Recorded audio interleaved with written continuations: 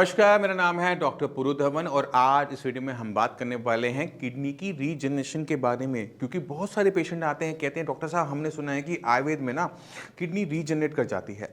और मुझे ये ना बार बार एक्सप्लेन करना पड़ता है पेशेंट के सामने कि किडनी रीजनरेट नहीं करती, किडनी रिकवर करती है। तो अब रीजनरेट होने में और रिकवर करने में क्या फ़र्क है उसको हम समझने की कोशिश करेंगे और शुरुआत करेंगे शब्द रीजनरेशन से। रीजनरेशन का मतलब ये होता है रीजनरेट होना, यानी कोई चीज़ अगर मर गई है उसको दोबारा से जिंदा होना।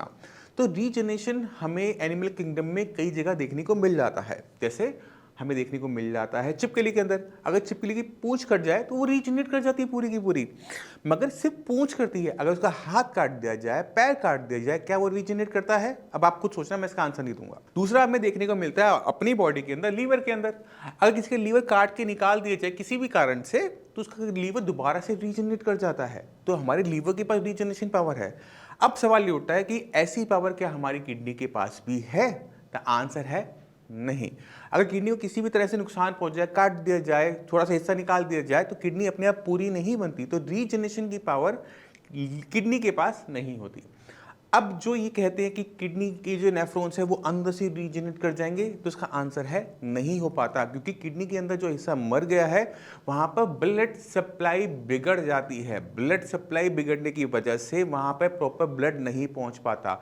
और जब ब्लड नहीं पहुँच पाएगा तो खाने में प्रोटीन जाना है, ऑक्सीजन आनी है, वो पहुंच ही नहीं पाता। इसी वजह से किडनी के अंदर रीजनरेशन पावर कम होती है। अब आपके माइंड में सवाल आएगा कि डॉक्टर साहब तो क्रिएटिनिन लेवल डाउन करने का दावा करते हैं, जीएफआई बढ़ाने का दावा करते हैं, तो वो कैसे हो पाता है?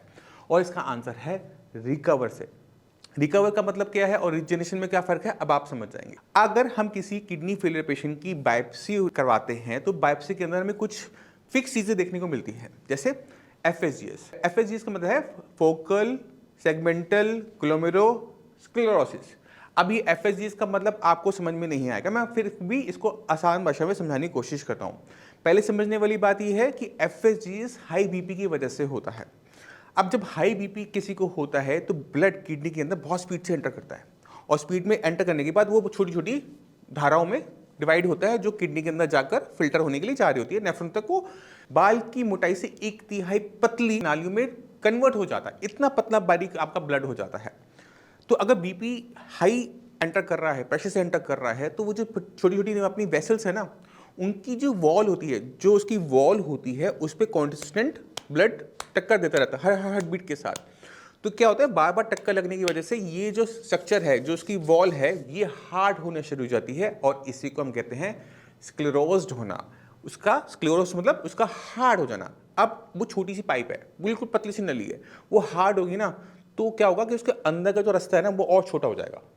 उसका अंदर का रास्ता और छोटा होने का मतलब ये है कि ब्लड अब उसके अंदर एंटर ही नहीं कर पाएगा, क्योंकि वो तो पहले ही बाल की मोटाई से 1/3 थी। इसी वजह से वहाँ पर हमें छोटे छोटे ऐसे एरिया देखने को मिलते हैं, फोकल, हमें ऐसे एरिया देखने को मिलते हैं सेगमेंट्स के अंदर जहाँ पर किडनी को नुकसान हो चुका होता है। तो शुरुआत होती है सबसे पहले बीपी को ठीक करने से। नॉर्मली हमारा बीपी होता है वो है 120/80। अब अपना बीपी खुद चेक करके देखो कि आपका बीपी कितना है। तो मैं दावे से कह सकता हूं कि 60-70% किडनी फेलियर पेशेंट में आपको बीपी आज भी हाई देखने को मिल रहा होगा। आपको लग रहा होगा कि आप दवाई खा रखी है, बीपी आपका ठीक होगा, बट अगर आप आज की तारीख में इस वीडियो को देखने के बाद चेक करोगे आपको हाई मिल जाएगा। उसके पीछे कारण ये है क्योंकि किडनी फेलियर पेशेंट में बीपी को कंट्रोल करना आसान काम नहीं होता। आपको एक गोली से काम नहीं बनता, आपको मल्टीपल गोलियां लेनी पड़ती है, तब जाके आपका बीपी कंट्रोल में आना शुरू होता है। तो पहला चीज ये। अब कुछ लोगों को लगता है कि हम तो बीपी की दवाई खाते नहीं है, तो हमारी किडनी क्यों खराब हुई? अगर आपको डायबिटीज नहीं है और बीपी से आपकी किडनी खराब हुई तो बीपी आज होना जरूरी नहीं है। हो सकता है कि प्रेगनेंसी के टाइम में बीपी बढ़ गया हो सकता है कि 3-4 साल पहले आपको बीपी की दिक्कत रही हो, अब नहीं है, अब वो मेडिसिन से कंट्रोल है, या फिर वो बिना मेडिसिन के कंट्रोल है। तो बीपी अगर आपको पास्ट में भी रहा है, पहले भी रहा है, तो उसका नुकसान आपकी किडनी को हो जाता है। अब सवाल ये है कि हम क्या से रिकवर करेंगे? तो पहला काम हमने क्या किया, हमने हर कीमत पे बीपी को कंट्रोल में लेकर आए। तो बीपी में 2 हिस्से होते हैं, ऊपर वाला, नीचे वाला। नीचे वाले को हम लेकर आए 70-80 की रेंज के अंदर, ना कि 80-90 की रेंज के अंदर। हम उसको थोड़ा सा लो रखना पसंद करेंगे जिससे हमारी किडनी पे और असर ना पड़े बीपी का। तो हमने पहले सबसे पहले ये काम किया। अब जो दूसरा काम होता है वो समझने की जरूरत है कि हमें जब बायोप्सी करवाते हैं तो बायोप्सी के अंदर दो एरिया आते हैं, एक है स्क्लेरोज्ड एरिया यानी जो हार्ड हो गया, दूसरा एरिया वो होता है जो होता है इन्फ्लेम्ड यानी उसमें किडनी में सूजन होती है अंदर, आपको नहीं दिखेगी, आपको दर्द भी नहीं होगा, आपको पता भी नहीं लगेगा, बट किडनी के अंदर जहां पर प्रेशर पड़ रहा था वो एरिया इन्फ्लेम्ड हो जाता है। तो हमने उस इन्फ्लेमेशन को दूर करना होता है, यानी किडनी के अंदर जो हिस्सा बीमार है मगर जिंदा है हम उसको रिकवर कर सकते हैं। जो एरिया डेड हो गया है, मर गया है, उसे रिकवर करना नामुमकिन होता है, या फिर मुमकिन है तो उसकी पॉसिबिलिटी कम होती है। तो अगर हम किसी भी ऐसे एरिया जो मरने वाला है, मरा नहीं है, इन्फ्लेम्ड है, उसे रिकवर करते हैं तो किडनी लेवल बहुत अच्छा डाउन होता है, जिसको आप अब देखो। आज हमारे साथ हमारे एक पेशेंट हैं जिनका नाम है अमरजीत यादव।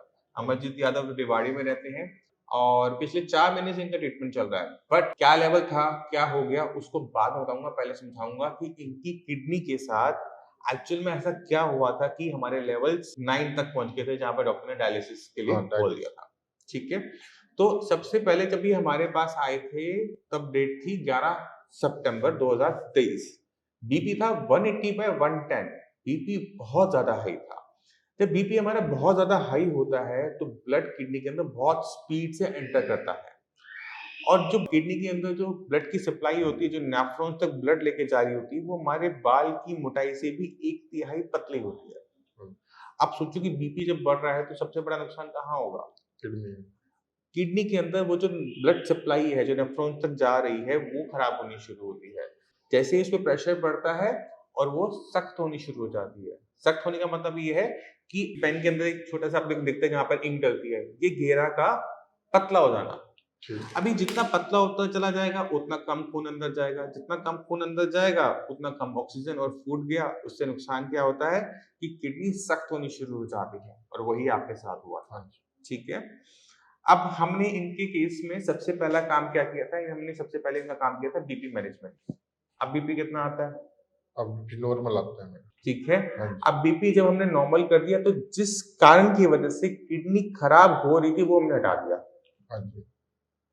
अब मतलब ये नहीं बीपी की वजह से अब कोई नया नुकसान नहीं हो रहा। जब नया नुकसान होना बंद होगा तो ही रिकवरी स्टार्ट होगी। इसी वजह से सितंबर में आपका लेवल था 9 और आप कितना बताओ? अब मेरा है 4.56 4.5। अब आप सोच रहे हो कि 9 से 4 हुआ है, नॉर्मल क्यों नहीं हुआ?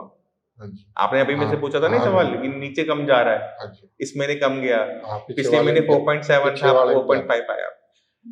किडनी जो अंदर से मर गई है वो जिंदा किसी कीमत में नहीं होने वाली। जो किडनी का हिस्सा बीमार था या फिर जो मरने वाला था, हम उसको बचा सकते हैं, बीमार हिस्से को ठीक कर सकते हैं, बट मरे को जिंदा नहीं कर सकते। इसी वजह से लेवल हमारा 9-10 के आसपास से 4-4.5 तक नीचे आया है, और ये अब धीरे धीरे ही नीचे जाएगा। तो आपने खुद देखा कि अगर हम सही तरीके से काम करते हैं तो हम किडनी की फंक्शनिंग को रिकवर कर सकते हैं। तो ये शुरुआत होती है जहां पर हमारी किडनी और खराब होना बंद हो जाती है। तो आज आप मोटा मोटा समझ गए कि किडनी की फंक्शनिंग को रिकवर करना अलग है और किडनी को रीजनरेट करना अलग है। किडनी का रीजनरेशन आज तक मेडिकली डॉक्यूमेंटेड नहीं है, किसी की भी किडनी को रीजनरेट होते हुए नहीं देखा गया। तो आप आज उम्मीद लगाओ कि मेरी किडनी रीजनरेट कर जाएगी, वो गलत है। आपकी किडनी की फंक्शनिंग रिकवर कर सकते हैं क्योंकि किडनी के पास अपने काम बढ़ाने की क्षमता तो है ना। जैसे अगर कोई एक किडनी किसी को दे देता है, 2 किडनी में से एक किडनी हो गई तो उसका किडनी लेवल बढ़ना चाहिए था, बट ऐसा होता नहीं है क्योंकि किडनी अपने काम करने की क्षमता को बढ़ा लेता है बिना अपने साइज को बहुत ज़्यादा बड़ा किए हुए, बिना उसका उसमें नेफ्रॉन्स की संख्या नहीं बढ़ती है, बट वो फिर भी अपने काम की क्षमता को बढ़ा लेता है।